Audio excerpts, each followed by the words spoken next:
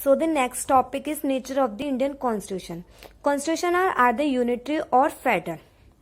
Unitary government में क्या होता है, यूनिटरी गवर्नमेंट में पावर ऑफ द गवर्नमेंट जो होती है वो सेंट्रलाइज्ड होती है, सेंटर में होती है, सिर्फ सेंट्रल गवर्नमेंट के पास, डिस्ट्रीब्यूटेड नहीं होती है. बट फेडरल कॉन्स्टिट्यूशन में क्या होता है, there is a division of power between the state and the central government.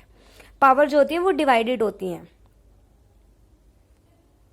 Indian Constitution is basically federal but with certain unitary features. The nature of Indian Constitution can be understood as it is. First, federal with unitary features. Second, unitary with federal features. Or third, quasi-federal.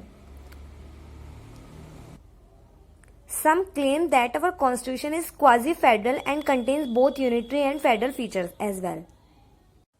The main and the important topic is difference between unitary and federal system. Unitary system में जो constitution होता है, तो government की power होती है constitution में, वो सेंट्रलाइज्ड होती है गवर्नमेंट के पास, सेंट्रल गवर्नमेंट के. बट फेडरल में जो होती है वो डिस्ट्रीब्यूट होती हैं सेंट्रल और स्टेट गवर्नमेंट के पास. यूनिटरी में क्या होता है, सिंगल एंड सिंपल गवर्नमेंट होती है. बट फेडरल में 2 और मोर लेवल ऑफ गवर्नमेंट होती है जिसका कॉम्प्लेक्स सिस्टम होता है. और यूनिटरी में डिस्ट्रीब्यूशन ऑफ पावर्स नहीं होती हैं, बट फेडरल में डिस्ट्रीब्यूशन ऑफ पावर्स होती हैं.